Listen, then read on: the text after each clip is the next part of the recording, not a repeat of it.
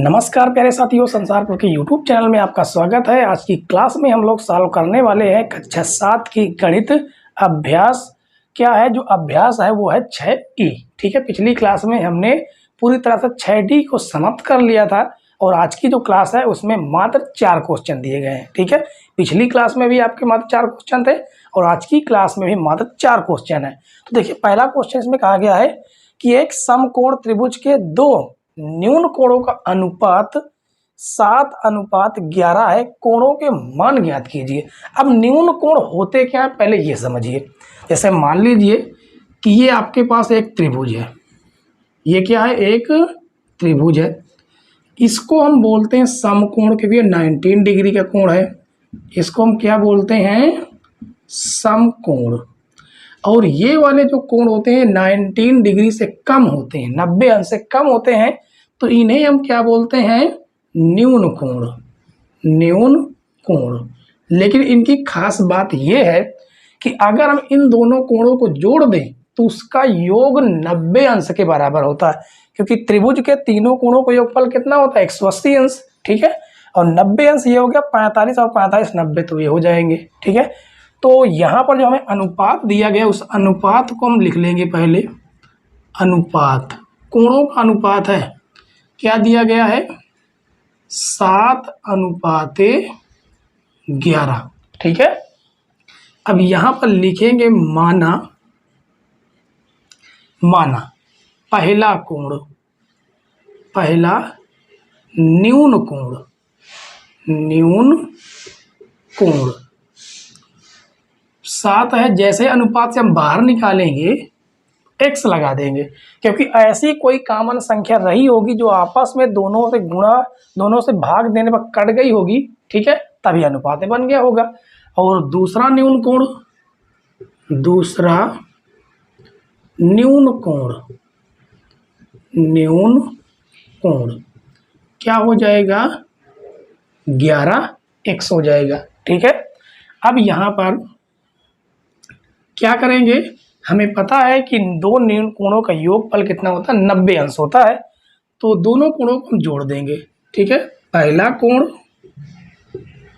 पहला न्यून कोण, न्यून कोण प्लस दूसरा न्यून कोण, न्यून कोण, दोनों को योग कितना होता है, 90 अंश होता है। तो ये हो जाएगा 7x और ये हो गया 11x बराबर में 90। 11 7 कितना हो जाएगा, 18x बराबर 90। 18 1 का 9 18, 18 5 90। तो x बराबर क्या आ जाएगा, 5। अब पहला न्यून कोण हमारा क्या बनेगा, पहला न्यून कोण हमने क्या माना था, देखिए 7x माना था।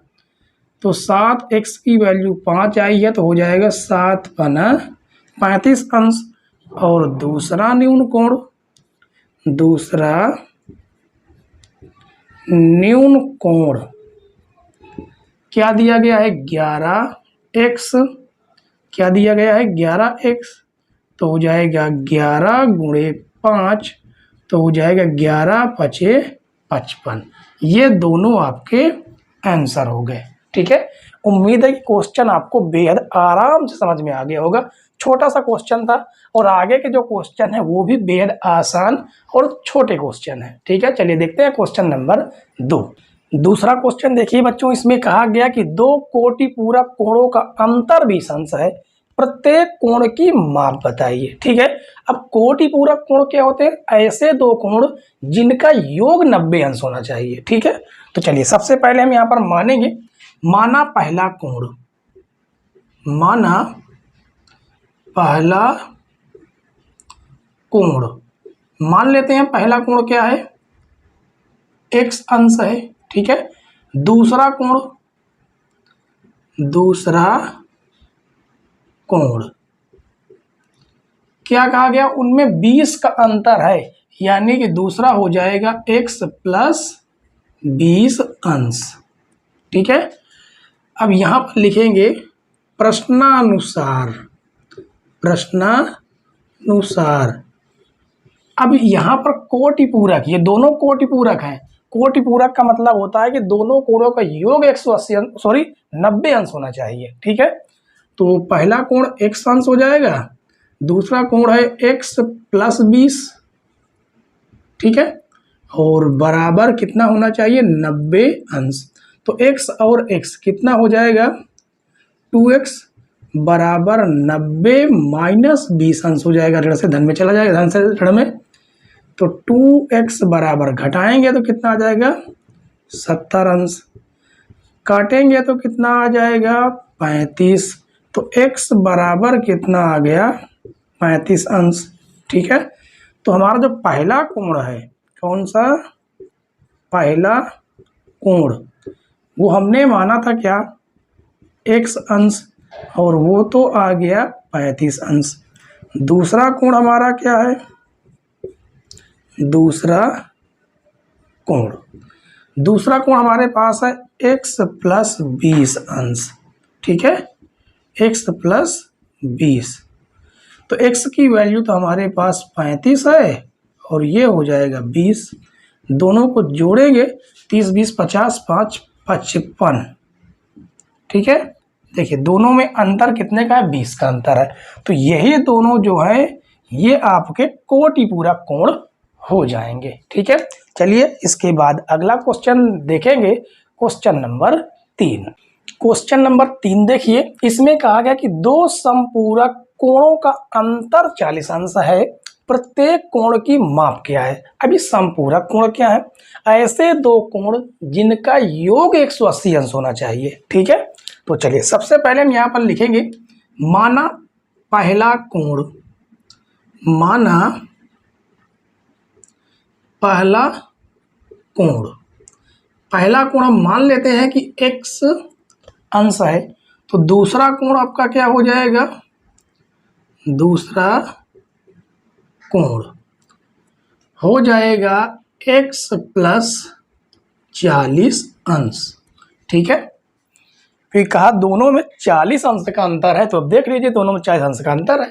ठीक है, अब हम क्या करेंगे, लिखेंगे प्रश्नानुसार, प्रश्नानुसार,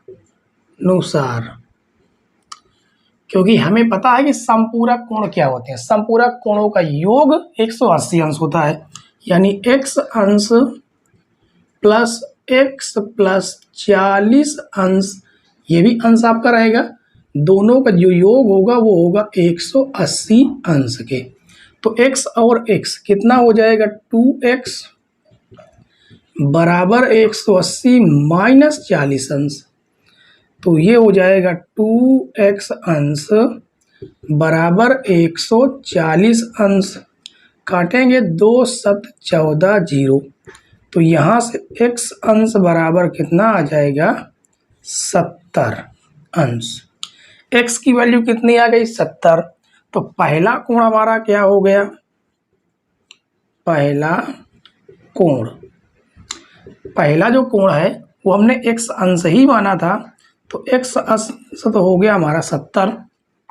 जो दूसरा कोण है, दूसरा कोण वो हमने माना था x प्लस 40 अंश, तो ये हो जाएगा 70 प्लस 40, दोनों को जोड़ेंगे तो 7 4 11, 110 अंश निकल के आएगा।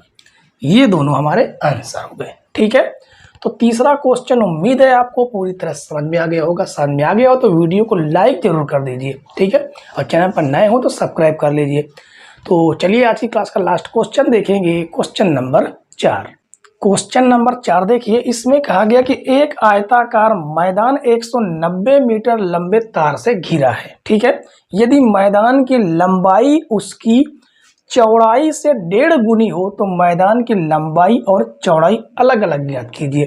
तो देखिए जो मैदान है वो आयत के आकार का दिया गया है। ठीक है, किस प्रकार का दिया गया, आयत के आकार का। तो इसमें जो लंबाई और चौड़ाई 2 है। ठीक है, और जो 190 मीटर है वो तार है, ये एक प्रकार से क्या है, तार, इसको हम बोलते हैं परिमाप। ठीक है, तो परिमाप हमें क्या दिया गया है, परिमाप हमें दिया गया 190 मीटर। लंबाई चौड़ाई के बारे में क्या कहा है, मैदान की जो लंबाई है उसकी चौड़ाई से 1.5 गुना है। तो पहले चौड़ाई तो हमें पता हो, तो यहाँ पर लिखेंगे माना मैदान की चौड़ाई, मैदान की चौड़ाई क्या है, x मीटर। ठीक है, तो लंबाई क्या हो जाएगी, लिखेंगे मैदान की लंबाई। जो लंबाई होगी उसके बारे में कहा गया, जो लंबाई है चौड़ाई से 1.5 गुना, 1.5 गुना मतलब होता है 1.5x मीटर। ठीक है, अब आयताकार मैदान का जो परिमाप होता है, तो आयत का परिमाप कितना दिया गया है, वो है 190। लेकिन आयत का जो परिमाप का फार्मूला होता है वो होता है 2 गुणे लंबाई धन चौड़ाई, ये होता है बराबर में 190। तो इसका वैल्यू रखेंगे 2, लंबाई हमें दी गई है 1.5x, चौड़ाई है x और हो जाएगा 190। काटेंगे तो 2 नहीं 18, 1 बढ़ेगा 2 पंचे 10। ठीक है, 2 नहीं 18, 1 बढ़ा 2 पंचे 10। इसको अगर हम जोड़ेंगे तो 1 2 यानी कि 2.5x बराबर 95 होगा। अब हम क्या करेंगे, एक काम कर सकते हैं क्या, कि गुणे से भाग में चला जाएगा, तो यहाँ से x बराबर आएगा 95 बटे 2.5। इस दशमलव को हटाने के लिए ऊपर एक 0 लगा देंगे, दशमलव अपने आप हट जाएगा। तो x बराबर आएगा 950 बटे 25। अब इसे काटेंगे तो 5 पचा 25, 5 51 5 4 बढ़ेगा, 5 9 45 0 और 5 51 5 5 3 15, 5 3 15 4 बढ़ेगा 40 हो गया, 5 8 40। तो यहाँ से जो x की वैल्यू निकल के आई वो आ जाएगी 38 मीटर। ठीक है, जो चौड़ाई थी वो तो हमें पता चली कि 38 मीटर है, 38 मीटर, लेकिन जो लंबाई है लेंथ है वो हमें इससे 1.5 गुना ज़्यादा है। ठीक है, तो इसका आपस में हम करेंगे मल्टीप्लाई, आपस में मल्टीप्लाई करेंगे तो उसके लिए हमें क्या करना होगा, आपस में इसका गुणा कर लें। देखिए 8 5 40 के 0 हासिल हो जाएगा 4, 8 का नम 8 4 12, 3 5 15 के 5 हासिल 1, 3 का नम 3, 3 1 4, जोड़ेंगे 0 5 2 7 4 1 5, एक अंक पहले दशमलव, तो यहाँ से लंबाई आ गई 57 मीटर। ये आपकी लंबाई हो गई, ये आपकी चौड़ाई हो गई। ठीक है, उम्मीद है कि क्वेश्चन नंबर 4 भी आपको पूरी तरह से समझ में आ गया होगा। समझ में आ गया हो तो वीडियो को लाइक शेयर, चैनल पर नए हो तो सब्सक्राइब जरूर कर ले, बेल आइकन प्रेस करें ताकि नई नई वीडियो की नोटिफिकेशन आप तक पहुंचती रहे। ठीक है, वीडियो देखने के लिए धन्यवाद बच्चों, जय हिंद।